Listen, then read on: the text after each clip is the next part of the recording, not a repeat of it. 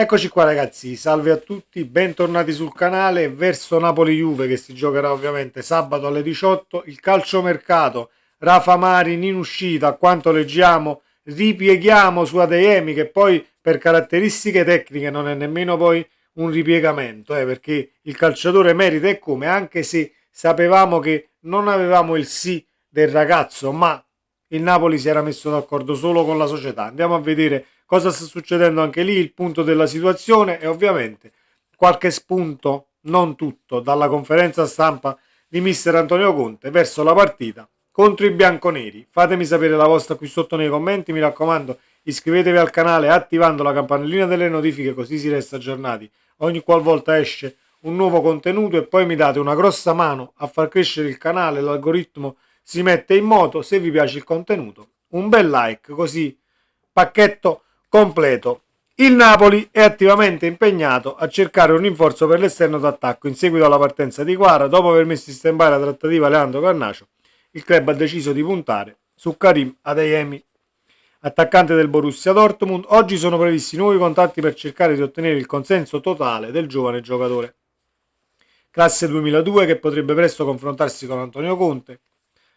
Di questo passo sarebbe fondamentale per concretizzare comunque l'operazione con il club tedesco. Per quanto riguarda Garnacio, le negoziazioni tra Napoli e Manchester United rimangono ferme. Il club partenopeo non ha intenzione di aumentare ulteriormente la propria offerta, mantenendo la situazione in stand-by finché i Red Devils non decidono di abbassare le loro richieste. Detto questo, mi ricollego a un intervento che, se non erro, ha fatto Trevisani e ha detto lo United negli anni ha sperperato milioni e milioni e milioni di euro e adesso si impunta per una distanza di 10 milioni, tenendosi poi in casa un calciatore che alla fine aveva già scelto Napoli, ha già scelto Napoli come meta. Poi vedremo se potrebbe essere un colpo che porteremo a giugno o diciamo a fine calciomercato, sai, quella cosa all'improvviso.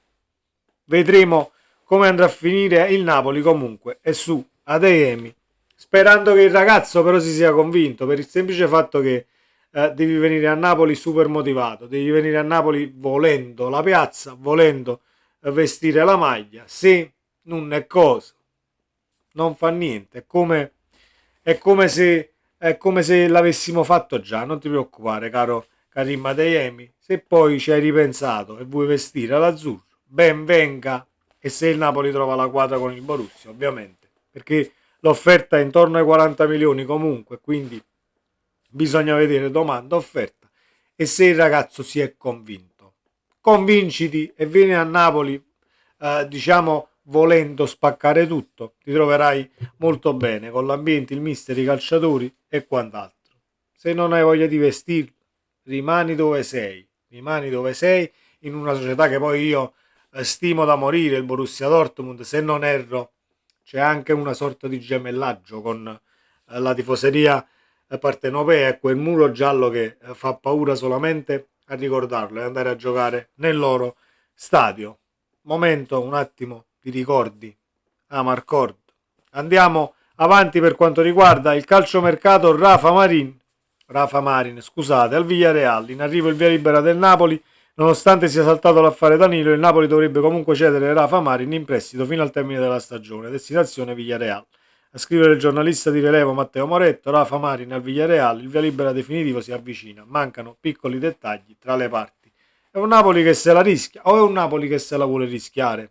Il tutto per tutto con tre centrali, Buongiorno, Rachmani e Juan Jesus, oppure c'è qualcosina che bolle in pentola che noi non sappiamo, o meglio non ci arriviamo, perché giustamente è un Napoli molto, diciamo, sulle sue per quanto riguarda il calciomercato, o meglio la gestione Conte è molto più sulle sue per quanto riguarda notizie che trapelano e situazioni che si potrebbero sapere ma non si sanno.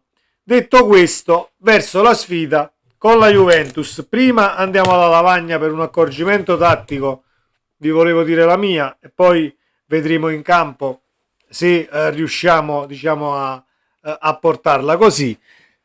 Santo, Frank, Zambo, Anghissà. Partiamo da qui. Anghissà deve fare quello che ha fatto finora, soprattutto nelle ultime partite, ovvero Anghissà è un centrocampista della mediana del Napoli a 3, quando noi guardiamo le formazioni dappertutto, un 4-3-3 si dice, che poi non lo è assolutamente. Frank Zampa chissà dovrebbe agire lì, solo che cosa stiamo vedendo? Stiamo vedendo che Lobotka arretra, stiamo vedendo che McTominay ovviamente presidia questa zona e il nostro Di Lorenzo, spero che si veda, sì, si vede, il nostro Di Lorenzo fa sempre questo movimento, quindi va verso l'area di rigore, ma verso il centro ovviamente del campo. Quindi cosa succede? Che avendo Di Lorenzo qui, Anghissà si può spostare qui e quindi diventerebbe un centrocampo con Di Lorenzo compreso, che sarebbe questa sorta di rombo, o meglio, Anghissà diventa il trequartista della situazione. Ecco perché molte volte ce lo ritroviamo qui a recuperare palla per poi la palla la prende Neres e andiamo in porta e segniamo. Molte volte te lo ritrovi qui che mette la palla per Lukaku, per il semplice fatto che tra i tre centrocampisti è quello che molto probabilmente Conte ha scelto con le caratteristiche maggiori per quanto riguarda l'ultimo passaggio, per quanto riguarda la visione di gioco. Con questo non è che sto declassando Lobo o McTominay, però per caratteristiche anch'essa riesce a farlo molto bene. Poi è di riflesso che lo fa anch'essa, per il semplice fatto che poi il punto principale è sempre Giovanni Di Lorenzo che si accentra, perché accentrandosi Giovanni Di Lorenzo fa parte del reparto in mediana quando sale, quindi si stacca anch'essa e riusciamo a creare quelle superiorità a ridosso dell'area avversaria che poi sono importantissime per il recupero palle e per arrivare, diciamo, in area di rigore con qualche uomo libero dalla marcatura, perché poi porti il terzino qua, è normale che ti ritrovi con un calciatore in più. L'abbiamo visto fare con l'Atalanta, l'abbiamo visto fare ovviamente nelle ultime uscite da Fiorentina, Venezia e quant'altro. È una situazione che potrebbe soffrire anche la Juve, perché comunque non è che la Juve dietro c'ha Beckenbauer, Nesta e Cannavaro, cioè mettiamola proprio così, spicciola, quindi sotto pressione sbagliano anche loro, il gol lo prendono. È vero che sono imbattuti, così come ha detto Conte nella conferenza stampa, siamo tutti d'accordo che sono imbattuti. Vado un attimo a riprendere la conferenza stampa così ci rifacciamo alle parole del mister. Più 12 sulla Juventus dell'andata, cioè in 16 partite, più 13 totali. Dei meriti della Juve che non decolla o meriti del Napoli?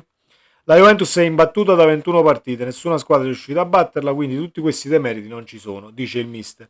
Molti pareggi potevano essere delle vittorie, aggiungo io però, molti pareggi potevano anche essere 0 punti invece che 1, alla fine 50 e 50, però non ci dimentichiamo che l'anno scorso siamo arrivati a 18-20 punti dietro, eccetera, eccetera. Conte fa un po' di amarcord per non dimenticare il passato, ma diciamo migliorare in base a ciò che è stato, a ciò che fu, perché noi possiamo dire già ciò che fu, ma è un passato abbastanza recente, quello delle bruttissime figure fatte l'anno scorso.